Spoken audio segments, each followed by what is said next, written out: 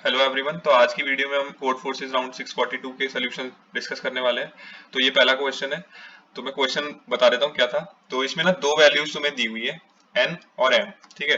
तो इसमें तुम्हें एक n लेंथ की एरे कंस्ट्रक्ट करनी है जिसके सारे एलिमेंट्स का सम m होगा, एग्जैक्टली m होगा, और उसके हर एक एलिमेंट जीरो या जीरो से बड़ा हो सकता है, नेगेटिव नहीं हो सकता। ठीक है। तो तुम्हें एक एरे कंस्ट्रक्ट कर लेनी है और फिर तुम्हें ना मैक्सिमम पॉसिबल ये वाली इसका जो है ना मैक्सिमम वैल्यू बतानी है तुम्हें इस चीज की। अब ये क्या है? ये एडजेसेंट एब्सोल्यूट डिफरेंस का सम है।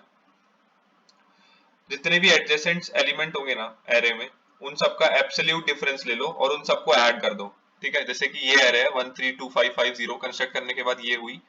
ठीक है। तो इसमें तुम एडजेसेंट एलिमेंट्स का एब्सोल्यूट डिफरेंस लो, 1 - 3 का एब्सोल्यूट वैल्यू, 3 - 2 की एब्सोल्यूट वैल्यू, और इन सबको ऐड कर दो ऐसे।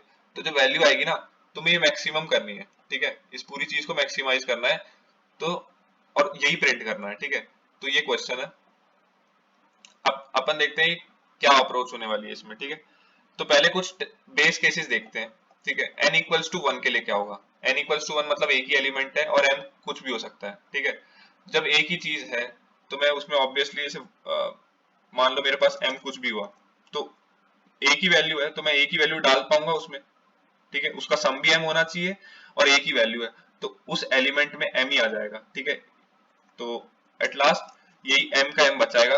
और अब मेरे पास एरे में कोई एडजेसेंट एलिमेंट है ही नहीं, तो मैं ये जो डिफरेंस लूंगा ना ये ले ही नहीं पाऊंगा। क्यों? क्योंकि देखो यहाँ पे जो मैं वैल्यू ले रहा था ना वो i की वैल्यू 1 से n-1 तक जा रहा था। अब जब n ही 1 हो गया तो n-1 जीरो हो जाएगा। तो 1 से 0 नहीं जाएगी, मतलब कुछ है ही नहीं ऐड करने को, डिफरेंस लेने को तो लूंगा ही नहीं मैं, तो आंसर 0 आएगा। ठीक है।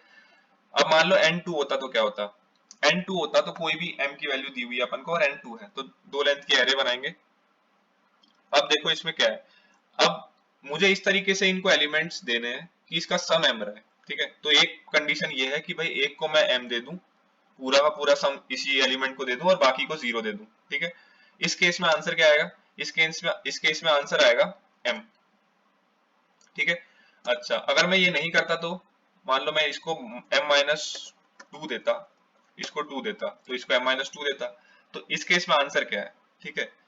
तो इस केस में आंसर होता अपना होता m-2 इसकी एब्सोल्यूट वैल्यू, तो ये हो जाता m-4। अब देखो ये m से छोटा है तो अपना ऑप्टिमल आंसर अभी भी m ही है। तो अगर मैं इन जनरल बात करूं n=2 के लिए, तो मैं अगर एक एलिमेंट को x दे रहा हूं जहां पे x की वैल्यू m या m के छोटी है, ठीक है, और 0 से बड़ी है, तो ये अल्टीमेटली m-x होने वाला है। ठीक है। तो जब ये m-x हो जाएगा तो m-x इसका डिफरेंस ये आएगा एब्सोल्यूट वैल्यू, और ये अपने आप में ही m से छोटी है। ठीक है। तो ऑप्टिमल आंसर मैं देखूंगा तो n=2 के लिए m रहेगा। ठीक है। तो ये तो रही n=2 की बात। अब बात करते हैं n=3 के लिए। ठीक है। तो देखो n=3 में भी सबसे पहला केस तुम कोई क्या ही करेगा कि m सारा सम एक को दे देगा और बचे हुए जितने भी एलिमेंट्स हैं उनको 0 0 दे देगा। ठीक है। अब सबको एक एलिमेंट को m देने की भी दो कंडीशंस है। या तो कॉर्नर वाले एलिमेंट्स को m दे कि भाई मैं इसको m दूं और बाकियों को 0 दूं। तो इस केस में क्या होगा? इस केस में आंसर आएगा मेरा m। क्यों? क्योंकि अगर मैं किसी बीच वाले एलिमेंट को देता है, ठीक है, तो वो कोई जैसे मान लो इसको देता मैं, तो ये कितने डिफरेंस में आता? जो अपन एडजेसेंट डिफरेंस निकालेंगे एरे कंस्ट्रक्ट करने के बाद, तो ये एलिमेंट कितने डिफरेंसेस में आ रहा है? एक तो इसके साथ आ रहा है, इसका पिछले वाले के साथ, और एक इसके आगे वाले के साथ। बट अगर मैं कॉर्नर एलिमेंट्स लूंगा ये वाले और आखिरी वाले को, तो ये सिर्फ एक ही एडजेसेंट डिफरेंस में आएंगे, तो इस केस में आंसर m हो जाएगा। ठीक है। इस केस में आंसर m हो जाएगा। ठीक है। बट अगर मैं बीच वाले को देता तो ये दो में आ जाता, एक तो इसका इसके साथ, तो इसका आंसर क्या होता? इसका आंसर होता m-0 प्लस m-0, तो ये हो जाता 2 × m। ठीक है। क्या 2 × m से भी अच्छा आंसर पॉसिबल है? अब अपन को ये पता लगाना है। तो देखो अगर मैं किसी एक एलिमेंट को x दे रहा हूं, अगर मैं किसी एक एलिमेंट को x दे रहा हूं, तो ऑब्वियसली बचे हुए को m-x दे रहा हूं, ये तो सिंपल सी बात है। तो मान लो अब बचे हुए m-x मैंने किसी एक एलिमेंट को दे दिए, जो बचा हुआ m-x था ना वो मैंने किसी एक एलिमेंट को दे दिया। अब आंसर क्या होता है, अपन बस एक इक्वेशन बना रहे हैं जिससे ये हमको साबित करना है कि 2 इंटू एम ही ऑप्टिमल आंसर है। ठीक है, तो देखो m माइनस एक्स, अगर मैं लेफ्ट के साथ डिफरेंस लूं एब्सोल्यूट, तो m माइनस एक्स तो m माइनस टू एक्स हो जाएगा। दूसरी बात, अगर मैं इसमें m माइनस एक्स का राइट वाले के साथ डिफरेंस लूं तो m माइनस एक्स ही आएगा। तो इसको मैं ऐड करूंगा तो देखो यहाँ पे m minus x into two minus x. ठीक है, पहली चीज तो m माइनस एक्स ही m से छोटा है। ठीक है, तो इसका अगर मैं डबल करूंगा तो 2 इंटू एम से छोटा हो जाएगा। ठीक है, अब मैं इसमें से x माइनस कर रहा हूं तो ये भी 2 इंटू एम से छोटा होगा। ठीक है, पहली चीज तो ये कि अगर मैं एक नंबर देता हूं एक एलिमेंट को, ठीक है, तो अगर मैं उसका डिफरेंस निकालूंगा, तो अगर मैंने एक एलिमेंट को नंबर दिया x और बचा हुआ लिया उसके राइट को, तो इनका जो डिफरेंस हो जाएगा ना यार, वो टोटल से खुद ही कम हो जाएगा। क्यों? क्योंकि अपन यहाँ पे डिफरेंस ले रहे हैं, अगर ऐड कर रहे होते तो नहीं होता, बट अगर यहाँ पे डिफरेंस ले रहे हैं ना, तो m माइनस एक्स तो m माइनस टू एक्स यहाँ पे जो अपन ने देखा था ये m से छोटा हो जाएगा।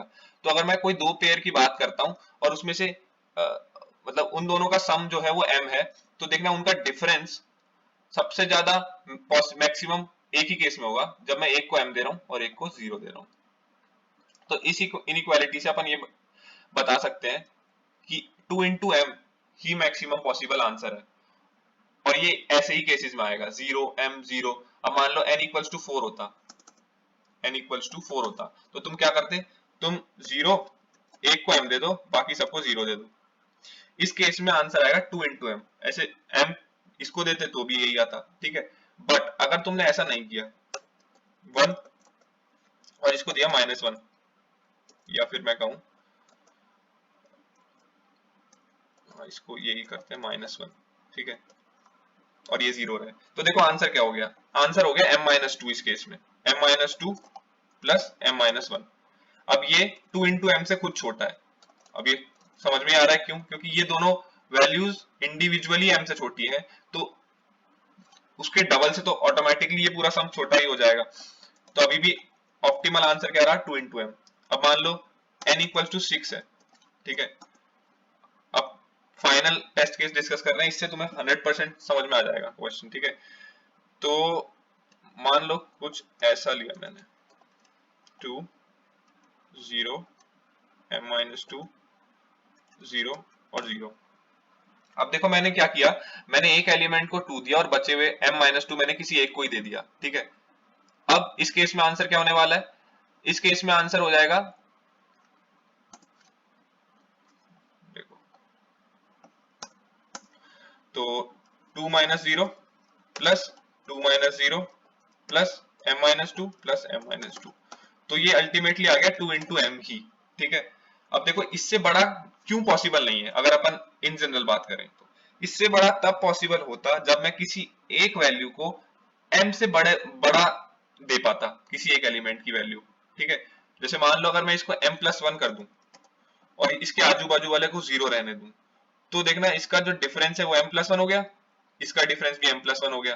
तो जैसे ही डिफरेंस m+1 हुआ और इधर भी, तो टोटल 2 इंटू एम से बड़ा हो जाएगा वो।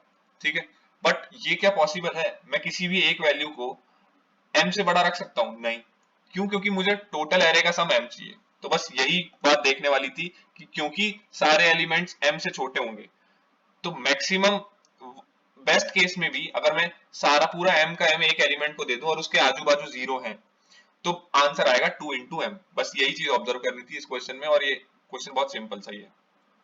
ये इसकी इंप्लीमेंटेशन है। जितने भी कोड इस वीडियो में मैं डिस्कस करूंगा नीचे डिस्क्रिप्शन में हमेशा की तरह दे दूंगा। ठीक है, तो इसकी तो टेंशन लेनी नहीं है। तो ये तो बहुत सिंपल सी इंप्लीमेंटेशन है यार। एन और एम लिए, 1 के केस में 0 है, 2 के केस में एम ही आंसर होगा, बाकी 2 इंटू एम होगा। ठीक है, तो अगले क्वेश्चन देखते हैं यार।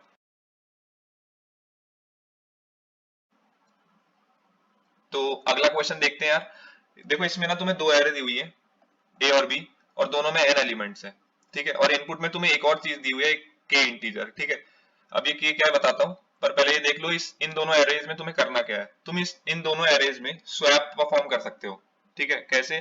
तुम एक एलिमेंट लोगे ए का, एक लोगे बी का, और दोनों को स्वैप कर दोगे। ठीक है, बट दोनों सेम एरे से नहीं ले सकते, एक अगर ए से है तो दूसरा बी से होगा। ठीक है, तो इस तुम ऐसे कितने ऑपरेशन परफॉर्म कर सकते हो एट मोस्ट के, या तो के या से के से कम, कितने भी, उससे ज्यादा नहीं कर सकते, ठीक है।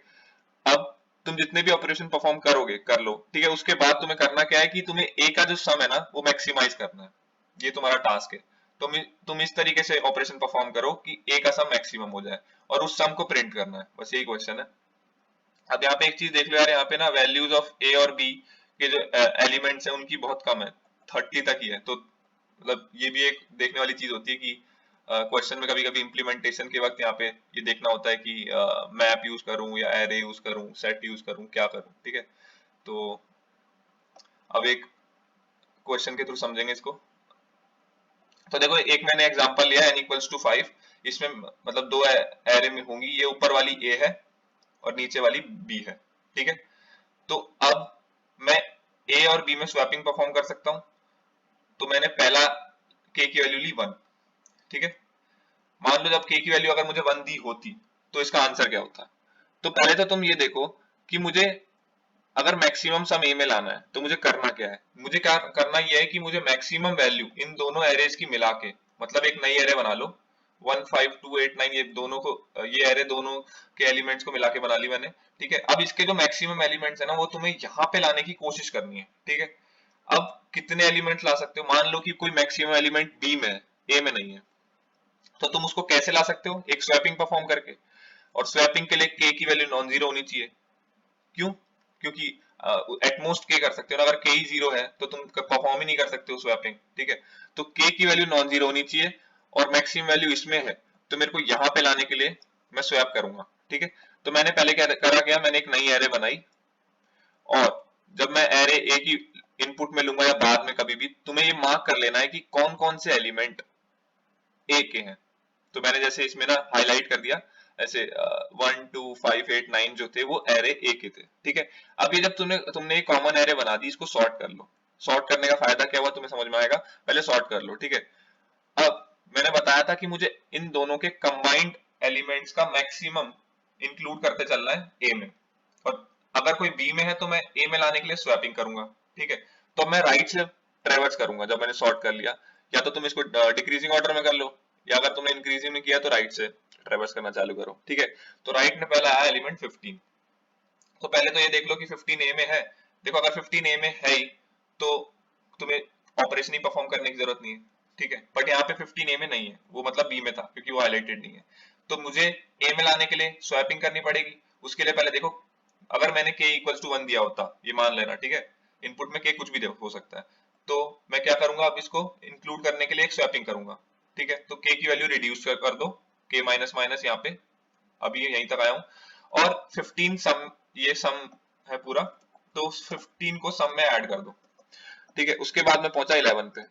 अब यहाँ पे k की वैल्यू देखो, यहाँ 0 हो गई थी 15 के वक्त ही, ठीक है। अब मैं 11 पे आया, 11 क्या ए का ए का है नहीं, 11 ए का नहीं है, तो मैं स्वैपिंग के थ्रू भी ला सकता हूँ। बट यहाँ पे ही k की वैल्यू 0 हो गई थी जब मैंने पहली बार परफॉर्म किया था, तो यहाँ पे k इक्वल्स टू 0 हो गया था, तो सम की वैल्यू मैं 11 से नहीं बढ़ा सकता, ठीक है। तो फिर मुझे यहाँ पे जाना पड़ेगा 9 पे। 9 देखो ए में, 9 बिल्कुल ए में, तो बिल्कुल मैं इसको ऐड कर सकता हूँ, तो मैंने 9 ऐड कर लिया, देखो यहाँ पे। फिर 8 आया, 8 ए में ऐड करा। 5 पे आया, 5 ए में है, मैंने ऐड कर दिया। तो अब तुम्हें ये सम कब तक करना है, देखो मुझे ना मैक्सिमम करना था ए के सम को, तो मतलब ए में n एलिमेंट्स होंगे, तो अब सारे ऑपरेशंस परफॉर्म करने के बाद भी n एलिमेंट्स होंगे, तो बेसिकली मुझे n मैक्सिमम पॉसिबल एलिमेंट्स का सम चाहिए। मैक्सिमम पॉसिबल बोल रहा हूँ, ये याद रखना, एन मैक्सिमम नहीं बोल रहा, क्योंकि पॉसिबल तभी हो पाएगा जब मैं स्वैप कर पाऊंगा उसको, समझ रहे हो। तो जैसे मैं 11 को नहीं कर पाया था तो मैं 11 ए में ला ही नहीं पाऊंगा, ठीक है। तो अपन यहाँ तक पहुंच गए थे ना। तो अब देखो यहाँ पे 4 3 2 ये सब ए में थे ही नहीं, तो मैं इनको ए में लाने की कोशिश तब करता जब के की नॉन जीरो वैल्यू होती, और वो जीरो कहीं हो गई थी, यहीं पे हो गई थी 15 को इंक्लूड करते वक्त ही, ठीक है। तो ये सारे मैं इंक्लूड नहीं कर पाऊंगा। सम में 5 एलिमेंट्स आ गए, नहीं सम में तो अभी 4 ही आए थे, ठीक है। तो फिर मैं और आगे चलूंगा, मैंने देखा 2 आया, 2 ए में था बिल्कुल, तो मैंने उसको ऐड कर दिया और मेरे पास 5 एलिमेंट्स का सम आ गया है, और यही मैक्सिमम पॉसिबल सम है इस के और इस एरे के लिए, ठीक है। तो अपना आंसर क्या हो जाएगा ये। अच्छा, अब मान लो k इक्वल्स टू 2 होता, तो देखो k इक्वल्स टू 2 होता तो अपन 15 से चालू करते, ये होता। तो यहाँ पे एस में मैंने ये सम में ये जोड़ दिया, सम की इनिशियल वैल्यू 0 है, ठीक है। और यहाँ पे मैंने कर दिया k माइनस माइनस, तो मतलब k इक्वल्स टू 1 हो गया, ठीक है। फिर मैं आया 11 पे, 11 1 में एरे ए में था, नहीं था, तो नहीं था तो मुझे एरे में लाने के लिए एक ऑपरेशन परफॉर्म करना पड़ेगा। तो उसके लिए मैं चेक करूंगा कि नॉन जीरो वैल्यू है या नहीं है के की।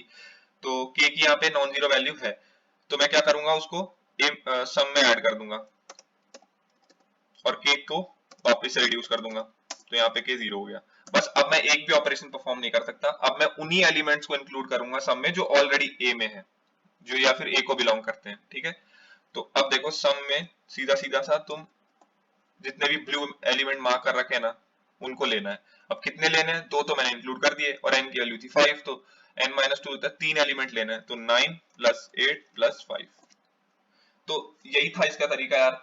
अब k की वैल्यू मान लो 3 होती तो तुम 3 बिल्कुल परफॉर्म कर सकते थे, तो तुम यहां तक चलते, 15 पे आते, स्वैप करा, k को रिड्यूस किया, 11 पे आया, स्वैप किया, सब में इंक्लूड किया और k को रिड्यूस किया, तो यहाँ पे k की वैल्यू हो जाती 1 और यहाँ पे हो जाती है, अगर मैं k को 3 लेता हूँ, ठीक है, तो यहाँ पे 1 हो जाता।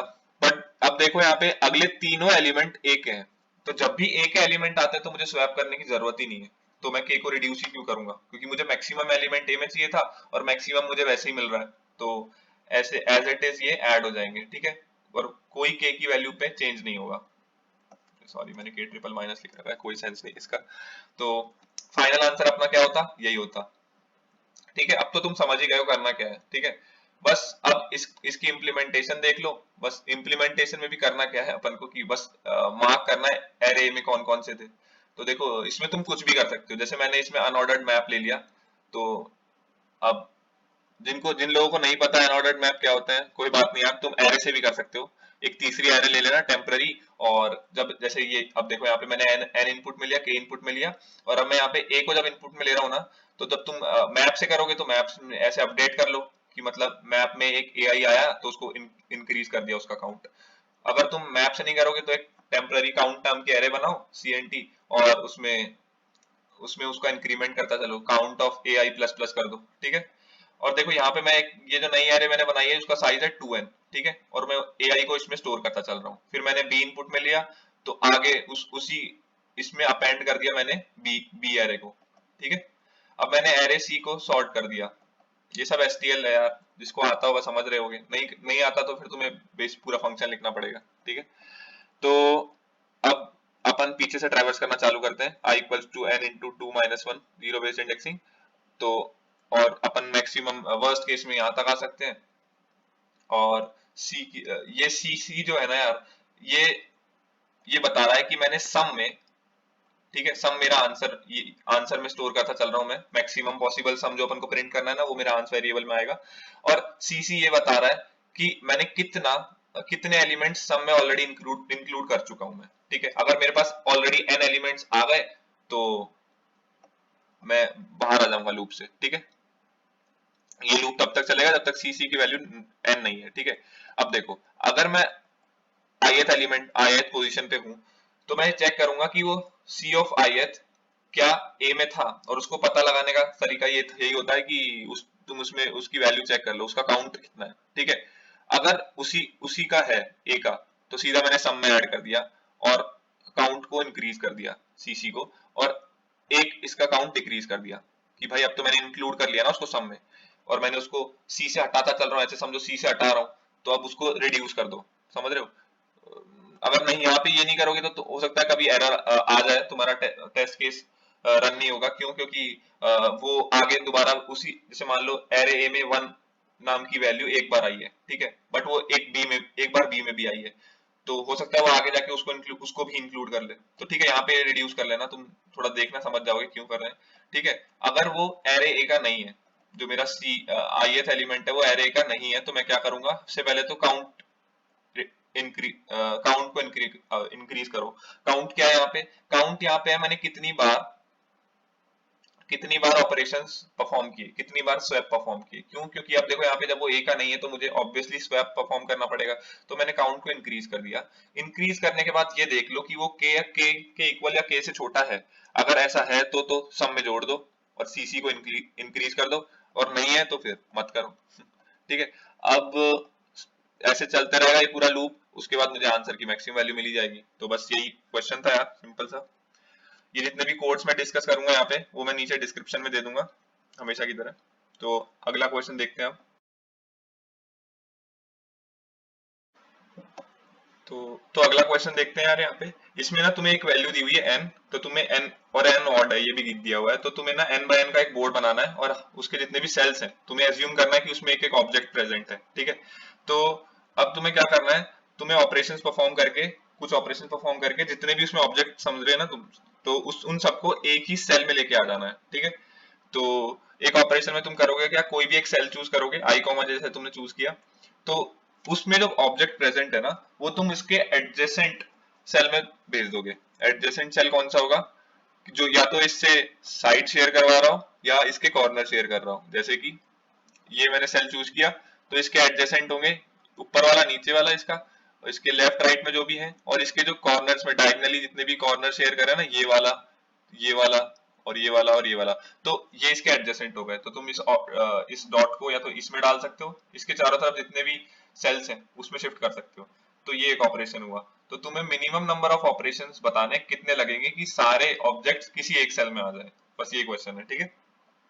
तो अब इसका जो आंसर होने वाला है ना यार, वो मतलब पूरी तरीके से ऑब्जर्वेशन पे ही बेस्ड है। तुम्हें बस अगर आइडिया क्लिक कर गया कि ये तुम्हें बस ये पता लगाना है कि इस क्वेश्चन के एंड तक, मतलब जैसे मान लो n3 था, तो तुम्हें बस ये पता लगाना है कि कौन सा वो सेल होगा जिसमें सारे ऑब्जेक्ट्स आ जाएंगे, ठीक है। अब वो तुम देख के ही समझोगे कि मान लो मैं ये चूज करूंगा तो कितने मूव्स लगेंगे सारे को यहाँ लाने में, इन सारे ऑब्जेक्ट्स को। देखो इसको एक एक मूव में यहाँ पे आएगा, ये यहाँ पे कितने मूव में आएगा, दो में आएगा। ऐसे ये भी दो में, ये एक में आएगा, ये दो में आएगा, ये ऐसे एक दो में आएगा, ये भी दो में आएगा और ये भी दो में आएगा। तो ऐसे अगर जब तुम इनको ऐड करोगे तो वो टोटल नंबर ऑफ ऑपरेशंस होंगे। तो बस तुम्हें ऑब्जर्व करना था इसमें कि वो कौन सा सेल होगा जिसमें सारे ऑब्जेक्ट्स प्रेजेंट होंगे लास्ट में, ठीक है। तो बस मैं ये बता रहा हूँ कि हर क्वेश्चन में बोलता रहता हूँ ना कि ऑब्जर्वेशन ऑब्जर्वेशन बनाओ, ऑब्जर्वेशन बनाओ। तो इस क्वेश्चन में सबसे चीज जो मैटर करने वाली थी वो यही थी कि तुम्हें सेल कौन सा लेना है, ठीक है। तो देख के तुम्हें समझ में आ ही रहा होगा कि सेंटर वाला सेल ले लो, मोस्ट प्रोबेबली वही वो सेल होगा जिसमें सारे ऑब्जेक्ट्स होंगे। तो वही वही वो सेल है, ठीक है। देखो क्यों, क्योंकि इसके सराउंडिंग में जितने सेल्स है ना वो मैक्सिमम है, मतलब maximum number of surrounding sales. अब इसके जस्ट एडजेसेंट वाले कितने मूव में आएंगे, यहाँ पे एक ही मूव में आ जाएंगे, ठीक है। और ये खुद एक यहाँ पे ऑब्जेक्ट प्रेजेंट है, और इसके चारों तरफ जितने भी हैं, ये जितने देख रहे हो ना, एक एक डिस्टेंस पे जितने भी एडजेसेंट सेल हैं, इन सबके ऑब्जेक्ट्स को यहाँ लाने में एक ही मूव लगेगा। तो टोटल नंबर ऑफ ये गिन लो और इसको 1 से मल्टीप्लाई कर दो। 1 से क्यों, क्योंकि 1 मूव लग रहे हैं अपन को, 1 ऑपरेशन परफॉर्म करना पड़ रहा है उसको यहाँ लाने में, ठीक है। अब जैसे n इक्वल्स टू 5 है तो इसका आंसर कितना हो गया ऊपर वाले का, इसका हो गया total number of adjacent square गिन लो, और वो कितने होने वाले हैं यहाँ पे, वो इसमें है आंसर हो गया इसका 8, ठीक है। अब मान लो n इक्वल्स टू 5 है तो इसका सेंटर क्या हो गया, ये हो गया 3,3, ठीक है। तो अब सारे ऑब्जेक्ट को यहाँ लाना है, तो बस तुम डिस्टेंस गिन लो हर एक ऑब्जेक्ट की, यहाँ इससे कितनी डिस्टेंस है, ठीक है। अब वो कैसे देखोगे, देखो एक ही लेयर दिख रही है तुम्हें इसके चारों तरफ, ये एक डिस्टेंस पे है, ठीक है। अब ये दूसरी लेयर देख रहे हो, दूसरी क्लोज फिगर देख रहे हो, ये वाला, ये डिस्टेंस 2 पे। बस तो तुम्हें ऐसी लेयर्स गिननी कितनी होगी। तो देखो इस लेयर में, इस लेयर की साइड देखूं मैं, इसका इसका मैं फिगर का साइज देखूं तो 3 है, ठीक है। इसका देखूं तो 5 है। अब बस ये देख लो, अब इसका आंसर कैसे लिखूंगा मैं, देखो मैंने स्टार्ट किया 3 से, ठीक है। तो 3 साइड का एक क्लोज फिगर ले लो, ठीक है। तो उसमें कितने डॉट्स होंगे, 3 इंटू 4 माइनस 4, इतने होंगे। अब ये क्यों लिख रहा हूँ और कैसे लिख रहा हूँ देख लो, ठीक है। ये जो 3/3 का मैंने स्क्वायर माना, ठीक है, इसमें ये 3 हो गए, ठीक है। अब एक 3 में ये आ जाएंगे, ये वाले सॉरी, ये वाले देख रहे हो, ये तीनों आ जाएंगे इसमें। अब एक साइड में ये तीनों आ जाएंगे और एक साइड में ये तीनों आ जाएंगे। तो 3 इंटू 4 तो समझ में आता है। अब इसमें ना 4 ऐसे सेल्स हैं जो रिपीट हो गए, एक ये हो गया, एक ये रिपीट हो गया, एक ये रिपीट हो गया और एक ये रिपीट हो गया कॉर्नर वाले, तो इसको माइनस कर दो।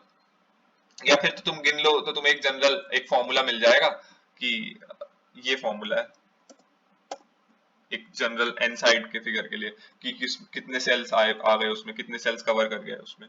ठीक है, ये तो तुम्हें खुद से बना भी लोगे तुम, ऐसे ऑब्जर्व करते चलना 3 के लिए कितना है, 5 के लिए कितना है, तो तुम्हें मिल जाएगा कि यही होने वाला है। ठीक है, तो अब ये 3 के लिए लिखा मैंने 3 इंटू 4 माइनस 4, और इसको मैंने मल्टीप्लाई कर दिया किससे, ये डिस्टेंस कितने पे है 1 पे। ठीक है, अब मैं अगली लेयर अगले फिगर पे जाऊंगा और उसको किससे, उसके जितने भी सेल्स होंगे उसको 2 से मल्टीप्लाई कर दूंगा। ठीक है, ऐसे ही मैं अगले लेयर पे जाऊंगा उसको 3 से मल्टीप्लाई कर दूंगा। ठीक है, अब ये मेरा फॉर्मूला है जो मैं ये लिख रहा हूँ ना, ये मेरा फॉर्मूला हो गया इसके लिए,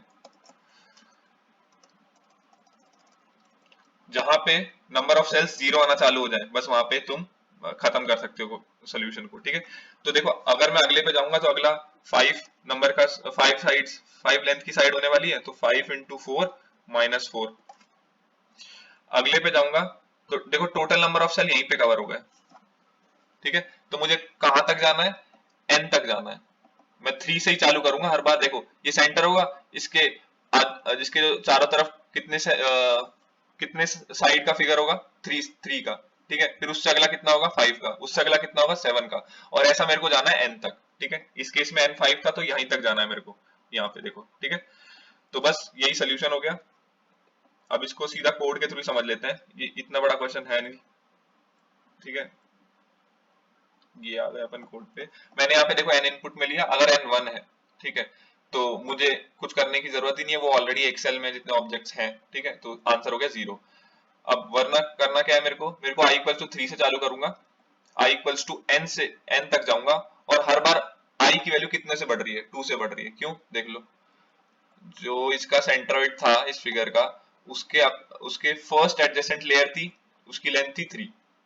अब अगली बड़ी है सीधा 5 से, 2 प्लस 2 हो गया 5 हो गई, इससे अगली की कितनी लेंथ होगी 7 होगी, जो कि ऐसे होगी।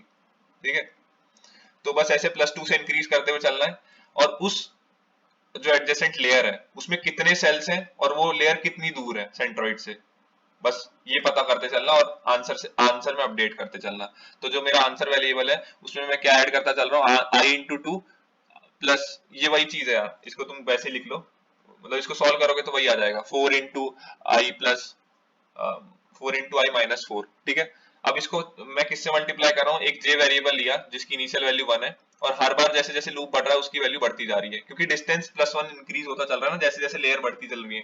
तो बस ये है, मैंने आंसर को अपडेट करता चला, एन तक मैंने आई को ले गया और आंसर प्रिंट कर दिया। तो देख रहे हो ये बहुत छोटा सा क्वेश्चन था, और इसमें बस ये पता करना था कि कौन सा मैं सेल लूं जिससे मैं सबकी डिस्टेंस निकाल लूं। तो इस केस में वो सेंट्रोइड ही होगा हमेशा उस फिगर का। तो ये था थर्ड क्वेश्चन। अब अगले क्वेश्चन पे चलते हैं।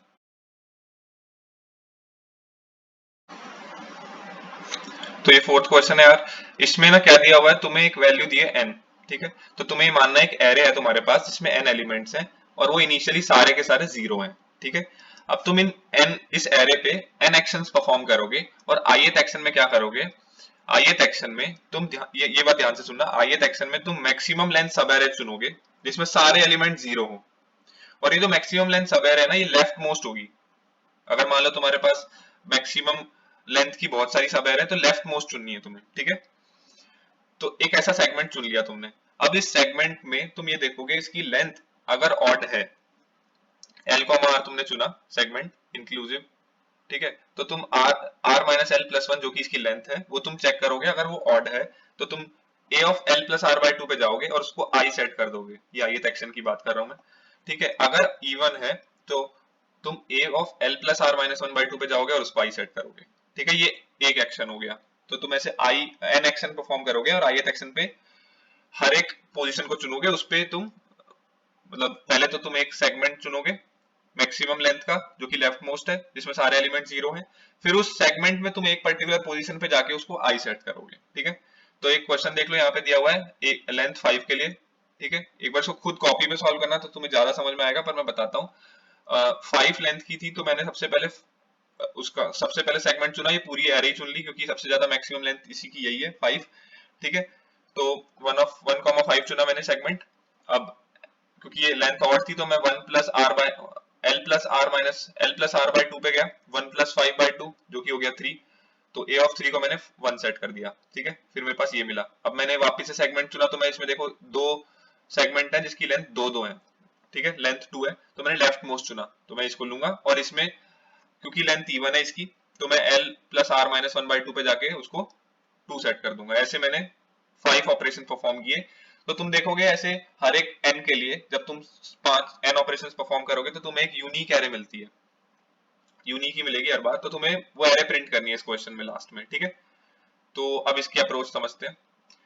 तो देखो इस क्वेश्चन में हमें करना क्या है, इस क्वेश्चन में चीजें बहुत सिंपल है, दिख रही है करना क्या है, तो इसको इम्प्लीमेंट करना अच्छा है, ठीक है।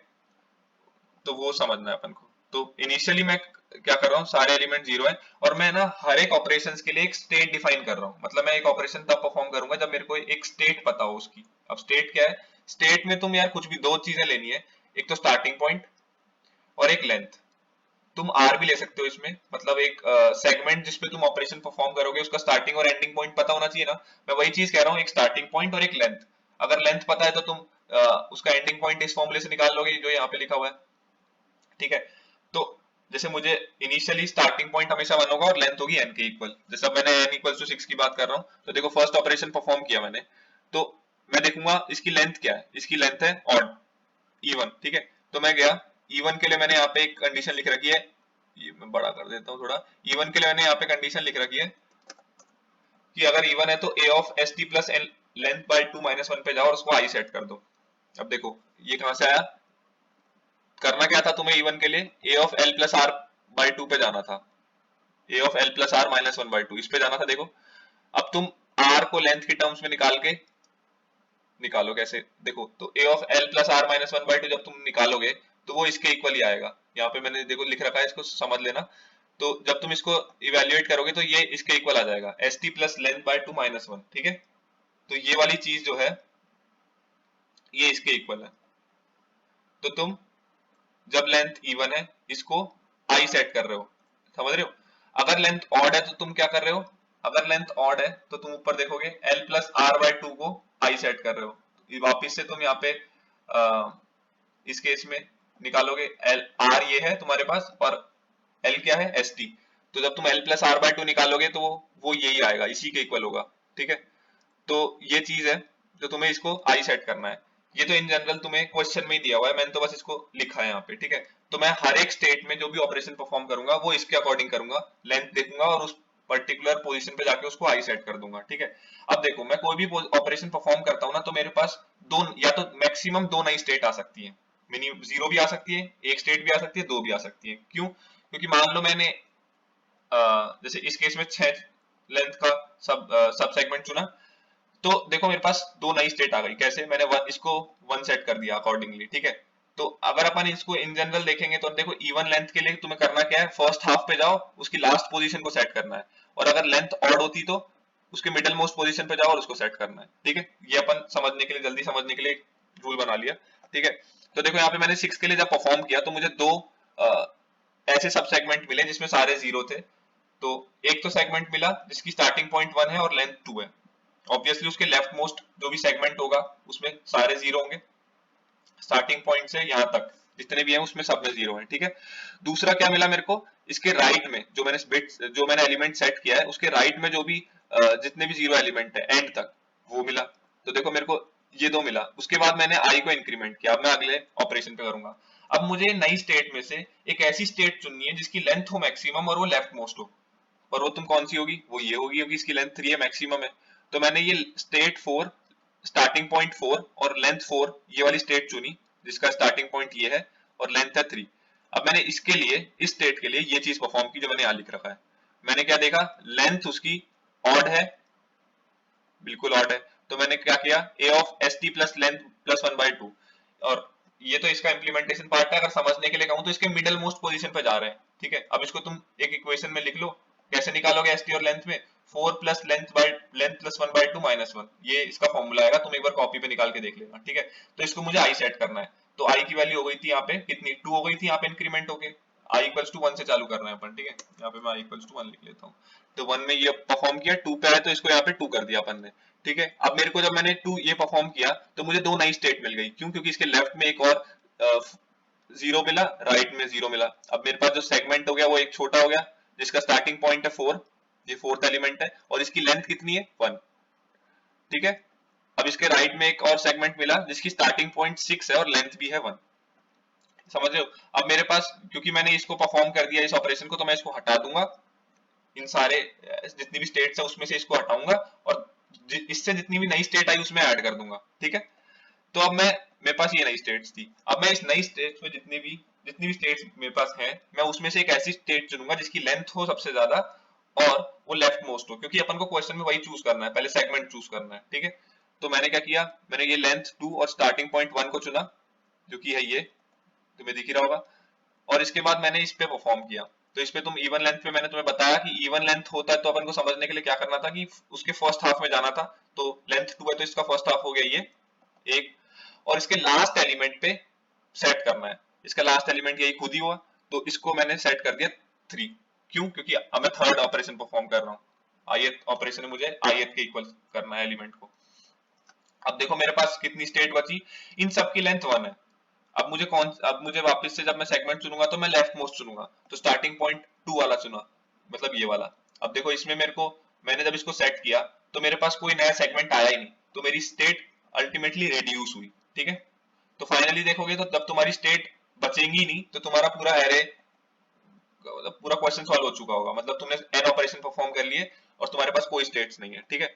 ये तुम खुद समझ जाओगे कि जब तुम एन ऑपरेशन परफॉर्म करोगे तो लास्ट में तुम्हारे पास कोई स्टेट बचेगी नहीं, ठीक है। अब देखो इस केस में मेरे पास, मैंने इसमें से कौन सा चुना, 6, फोर्थ चुना, लेफ्ट मोस्ट चुनना है, ठीक है। और मैंने फोर्थ पे गया और उसको 5 सेट कर दिया, आई को इंक्रीमेंट किया, फिर मैंने आखिरी स्टेट को चुना और उसको 6 कर दिया। तो देखो ये समझने में बहुत आसान था। अब बस इसको जब अपन इम्प्लीमेंट करना है ना, वही बड़ी चीज है। कैसे, अब कैसे करेंगे अपन, तो देखो n की वैल्यू 2 इंटू 10 की पावर 5 है, तो मुझे करना क्या है, मुझे n ऑपरेशन परफॉर्म करने, ठीक है। और हर ऑपरेशन में देख रहा हूं मैं, कुछ स्टेट्स है मेरे पास बहुत सारी, उसमें से मैं कुछ चुन रहा हूं। तो मैं अगर उन सभी स्टेट्स पे एक बार ट्रेवर्स करूं और मैक्सिमम लेंथ और मिनिमम एसटी को सेलेक्ट करूं, तो मेरे को और पूरे जितने स्टेट में जितने भी एलिमेंट है उतनी बार ट्रेवर्स करना पड़ेगा। तो जब मैं इसका टाइम निकालूंगा ना यार, तो वो ऑर्डर ऑफ n स्क्वायर हो जाएगा। क्यों, क्योंकि नंबर ऑफ स्टेट्स ना ऑर्डर ऑफ n ही होंगी, या तो वो n/2 होगी, या फिर मतलब तुम देखोगे जैसे इस केस में मैक्सिमम स्टेट कितनी आई थी मेरे पास, 3 आई थी, 6/2। तो वो ऑर्डर ऑफ, जब तुम n बहुत ही बड़ा होगा ना तो वो ऑर्डर ऑफ n होंगी, ठीक है। और ऑर्डर ऑफ n स्टेट्स के लिए मेरे को ऐसे मेरे को n ऑपरेशंस करने हैं, n एक्शंस परफॉर्म करने हैं, तो अल्टीमेटली जो मेरा टाइम होगा वो ऑर्डर ऑफ n स्क्वायर आएगा। तो मुझे इसको इंप्रूव करना है, क्योंकि n की वैल्यू 2 इंटू 10 की पावर 5 तक जा रही है, तो अगर मैं n स्क्वायर देखूंगा तो TL आ जाएगा। तो अब मुझे करना क्या है, मुझे n log n में करना है इसको, क्योंकि ऑप्टिमल वही देगा मेरे को, ठीक है। ऑर्डर ऑफ n में तो मैं कर भी नहीं पाऊंगा इसको, तुम समझना, क्योंकि ऐसा कोई मेरे पास डेटा स्ट्रक्चर है नहीं जिसमें मैं कांस्टेंट टाइम में ले रहा हूँ सीधा। मैं अपेंड करते वक्त भी कांस्टेंट कर रहा हूँ, मतलब मैं उस डेटा स्ट्रक्चर में नई स्टेट डाल रहा हूँ तो भी कांस्टेंट टाइम में, और जब मैं एक्सट्रैक्ट कर रहा हूँ तो भी कांस्टेंट टाइम में। तो मेरे को ऐसा कोई डेटा स्ट्रक्चर है नहीं मेरे पास। तो अब n log n करने के लिए एक डेटा स्ट्रक्चर आता है मेरे सामने, प्रायोरिटी क्यू। प्रायोरिटी क्यू जिनको पता है तो ठीक है, नहीं पता है तो मैं बताता हूँ थोड़ा आइडिया होता क्या है। बेसिकली इसमें क्या होता है, अपने पास ना बहुत सारे एलिमेंट्स होते हैं और उन हर एलिमेंट्स को एक प्रायोरिटी दी होती है, ठीक है। और इसमें एक ऑपरेशन होता है टॉप नाम का, जैसे क्यू डॉट टॉप लिखते हैं ना अपन, जैसे स्टैक होता है तो उसमें टॉप पे सारे ऑपरेशंस परफॉर्म करते हैं, ऐड भी टॉप पे करते हैं और पॉप भी टॉप पे करते हैं। तो इसमें क्या होता है कि क्यू में अपन टॉप वाला एलिमेंट लेते हैं, मतलब टॉप वाला एलिमेंट मतलब क्या है, जिसकी प्रायोरिटी सबसे ज्यादा है, ठीक है। तो जैसे ही मान लो पहले क्यू खाली थी, प्रायोरिटी क्यू, मैंने उसमें एक एलिमेंट डाला, तो उसमें लॉग एन टाइम लगेगा उसको प्रायोरिटी सेट करने में, ठीक है। लॉग एन टाइम लगेगा, प्रायोरिटी सेट करी, फिर मेरे को कांस्टेंट टाइम में ऊपर वाला एलिमेंट मिल जाएगा, समझ रहे हो। फिर वापस से उसमें प्रायोरिटी होंगी, फिर मैं उसमें टॉप मोस्ट प्रायोरिटी वाला निकालूंगा। अब मान लो जब भी तुम उसमें एक नया एलिमेंट डालोगे तो लॉग एन टाइम में तो वो पूरा जो है उसको प्रायोरिटी मिलेगी, समझ रहे हो। तो लॉग एन टाइम में जब उसको प्रायोरिटी मिल रही है और ऐसे मेरे पास ऑर्डर ऑफ n स्टेट्स हैं, तो मेरे पास जो टाइम कॉम्प्लेक्सिटी आती है पूरे एल्गोरिथम की, अगर मैं प्रायोरिटी क्यू से इसको इंप्लीमेंट करता हूँ तो वो n log n हो जाएगी, ठीक है। अब जिनको प्रायोरिटी क्यू का बिल्कुल भी आइडिया नहीं है यार, मैं नीचे लिंक दे दूंगा डिस्क्रिप्शन में, तुम वहां पे जाके पहले पढ़ लेना, उसके बाद कोड को भी समझ जाओगे जो मैंने दिया है, ठीक है। तो इसको अपन STL से इंप्लीमेंट करने वाले हैं, अब सीधा कोड पे चलते हैं एक बार। तो अपन करेंगे क्या, मैं ऊपर से बता देता हूँ, मैं हर एक स्टेट को प्रायोरिटी क्यू में डालता जाऊंगा, और प्रायोरिटी क्यू के लिए मैं हर एक स्टेट के लिए मैं ना पहले एक वो लिखूंगा, यूजर डिफाइंड डेटा टाइप। क्यों, या तो तुम पेयर से काम चला लो कि भाई तुमने दो वेरिएबल ले लिए हर एक स्टेट के लिए, स्टार्टिंग पॉइंट और लेंथ, तो मैंने क्या किया, मैंने एक डेटा टाइप बनाया, ठीक है, उसमें मैंने दो वेरिएबल्स लिए st और लेंथ, ठीक है।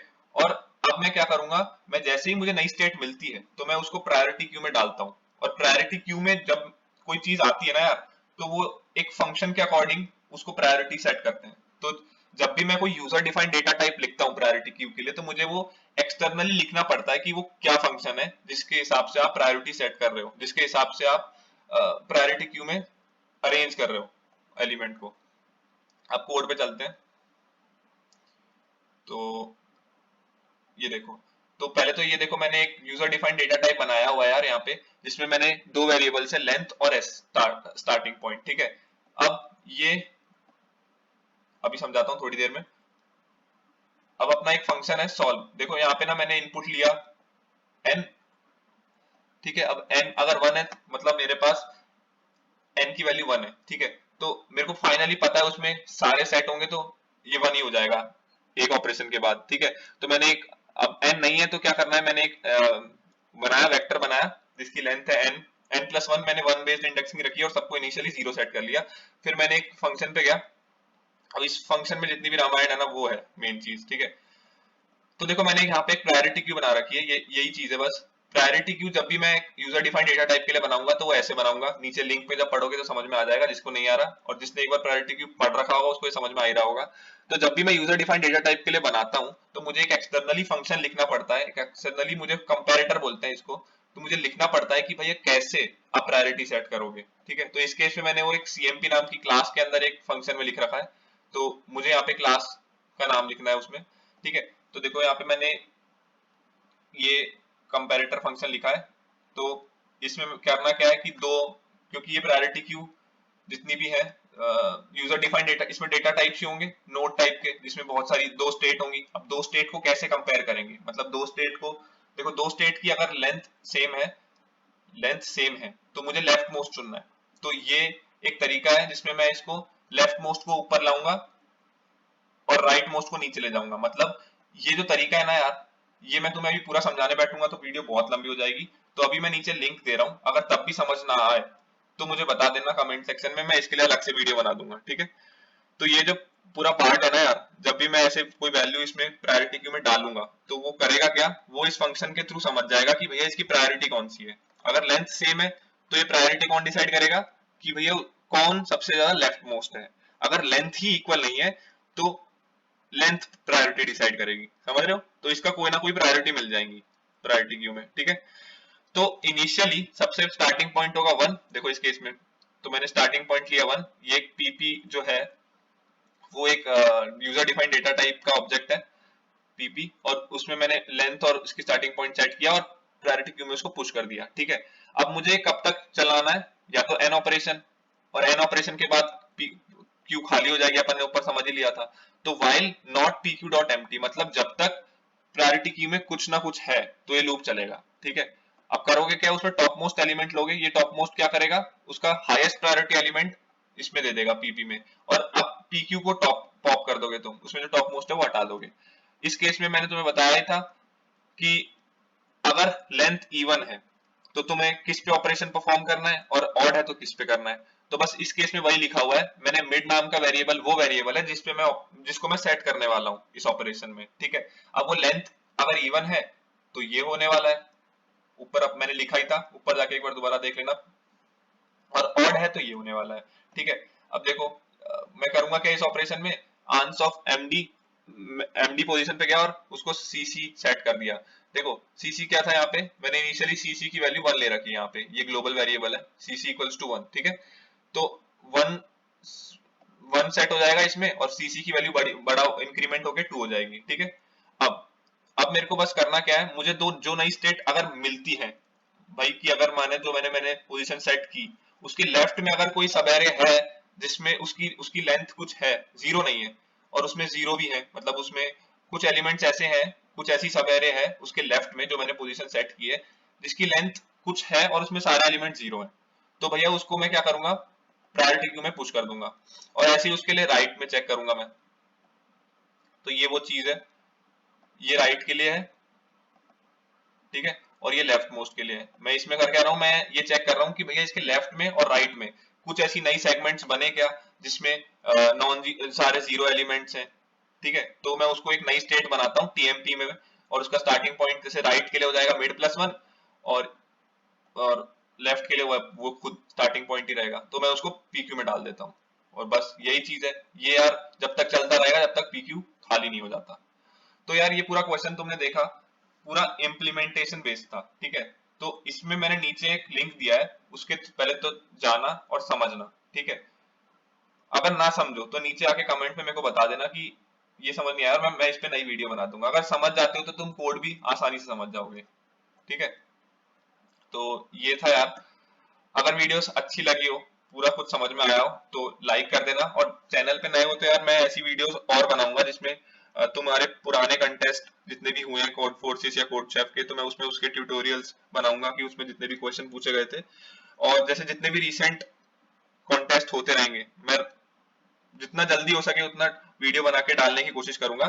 पर यही है, इस पूरे चैनल पे यही होने वाला है, पूरी कोडिंग, पूरी कॉन्टेस्ट के क्वेश्चंस आंसर डालने वाले हैं, ठीक है। अगर तुम चैनल पे नए हो तो इसको सब्सक्राइब कर देना, ठीक है।